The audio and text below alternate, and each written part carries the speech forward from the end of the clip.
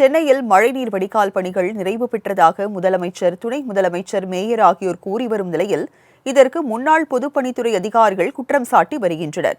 4000 கோடி ரூபாய் செலவில் நடந்த பணிகள் முடிவடைந்ததா? இது குறித்ததான நேரடி கள ரிப்போர்ட்.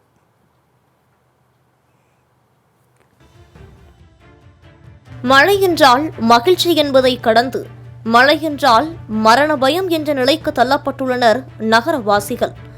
அதிலும் தமிழ்நாட்டின் தலைநகர் சென்னையில் 1 மணி நேரம் பலத்த மழை பெய்தாலே மக்கள் மனதில் அச்சமுணர்வு குடிகொண்டு விடுகிறது. இந்நிலையில் வெள்ள பாதிப்பிலிருந்து மக்களை காப்பதற்காக கடந்த ஆண்டு 4000 கோடி ரூபாய் செலவில் மழைநீர் வடிகால் பணிகள் மேற்கொண்டதாக தமிழ்நாடு அரசு தெரிவித்திருந்தது. சென்னை முழுவதும் ஆகஸ்ட் 31ஆம் தேதிக்குள் மழைநீர் வடிகால் பணிகள் நிறைவடையும் என அமைச்சர்கள், அதிகாரிகள் என பலரும் செய்தியாளர் சந்திப்பின் போது அழுத்தமாக கூறி வந்தனர். ஆனால் ஆகஸ்ட் மாதம் கடந்து டிசம்பர் மாதம் எட்டவுள்ள நிலையிலும் மழைநீர் வடிகால் பணிகள் முடியவில்லை என பொதுமக்கள் வேதனை தெரிவிக்கின்றனர். குறிப்பாக நுங்கம்பாக்கம், வேளச்சேரி, கிண்டி, சாலிகிராமம், வடபழனி ஆகிய பகுதிகளில் பணிகள் இன்னும் ஆரம்பகட்ட நிலையிலேயே உள்ளன.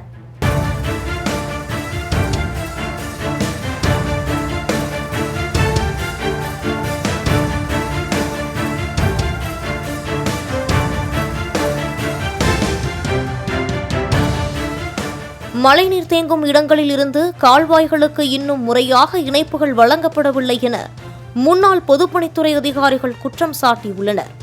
மழைநீர் வடிகால் பணிகள் இன்னும் கூட 90% முடிஞ்சது, 95% முடிஞ்சதுன்னு சொல்லிட்டு இருக்காங்க. நிறைய இடங்களில் இன்னும் அந்த இணைப்புகள் பணியை நடந்துக்கிட்டே இருக்குது. ஒரு ட்ரெயினை கொண்டு போய் இன்னொரு ட்ரெயினில் சேர்க்கறது, ஒரு மழைநீர் வடிகாலை கொண்டு போய் இன்னொரு வடிகாலில் சேர்க்கறது, இந்த பணிகள்லாம் நடந்துக்கிட்டே தான் இருக்குது. தேனாம்பேட்டை 118வது வார்டுக்குட்பட்ட கஸ்தூரிரங்கன் சாலை, அம்புஜம்மாள் தெரு உள்ளிட்ட பகுதிகளில் வடிகால் பணிகள் முறையாக நடக்கவில்லை என கூறப்படுகிறது.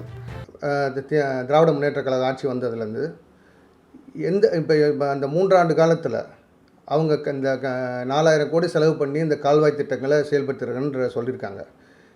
இது 118வது வார்டில் பல கால்வாய்களை சீர்படுத்துறேன்னு வேலை நடந்துட்டு இருக்கு. அது பண்ணியிருக்கு. எந்த வித திட்டமும் அந்த கால்வாய் பண்ணுற, மழைநீர் கால்வாய் பண்ணுறதை ஒரு பிட் பை பிட் பண்ணுறாங்க.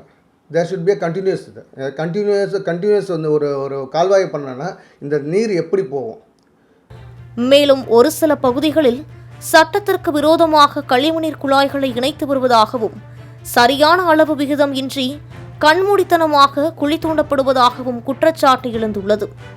மழைநீர் இப்போ இங்கே பண்ணுற மழைநீர் கால்வாயில் கழிவுநீர் கலக்குது. கழிவுநீர் கலக்குது ஏன் காரணம்னா, இப்போ ஒரு வீட்டில் அன்வான்ட் கனெக்ஷன் கொடுத்துருவாங்கன்றது. ஈராத பட்சத்தில் என்ன செய்கிறாங்க, அங்கே பக்கத்தில் எந்த கழிவுநீர் மழைநீர் கால்வாய் வருதோ அந்த மழைநீர் கால்வாய்க்கு இவங்களே ஒரு பாதை போட்டு பைப் லைன் போட்டு கொடுத்துட்றாங்க. அவங்களுக்கு அந்த நேரத்துக்கு தன்னுடைய தெரிந்துன்னு சொல்லி கழிவுநீரில் பண்ணக்கூடிய அவங்க மெட்ரோ வாட்டர் பண்ணக்கூடிய அப்போ இந்த கழிவுநீர் மழைநீர் கால்வாயில் போய் சேருது. முன்னாள் பொதுப்பணித்துறை அதிகாரிகள் முதல் முன்னாள் கவுன்சிலர், பொதுமக்கள் ஆகியோரின் குற்றச்சாட்டுகளை வைத்து நமது மாநில முரசு நிருபர் சம்பந்தப்பட்ட அதிகாரிகளிடமே, மாமன்ற உறுப்பினரிடமே விளக்கம் கேட்க முயன்றனர். ஆனால் எந்த கேள்விகளுக்கும் பதிலளிக்காமல் அதிகாரிகள் நழுவினர். குறிப்பிட்ட காலத்திற்குள் மழைநீர் வடிகால் பணிகள் முடிக்கப்படும் என அறிவித்த தமிழ்நாடு அரசு 4000 கோடி ரூபாய் செலவானதாக வெளிப்படையாகவும் தெரிவித்துவிட்டது. இந்த பெரும் தொகை காரணமாக எதிர்க்கட்சிகள் கடுமையாக விமர்சித்து வந்தன. இந்நிலையில் ஒரு சில அதிகாரிகள் செய்யும் தவறால் ஒட்டுமொத்த அரசுக்கே அவப்பெயர் ஏற்படுகிறது. இதனை தீர்த்து வைப்பதும் அரசின் பொறுப்பு. ஆகவே சென்னை மாநகராட்சி நிர்வாகம் மழைநீர் வடிகால் பணிகளை விரைந்து முடிக்க உத்தரவிடுமா? மாலை முரசு செய்திகளுக்காக ஒளிப்பதிவாளர் நாகார்ஜுனாவுடன் செய்தியாளர் ராஜேஷ்.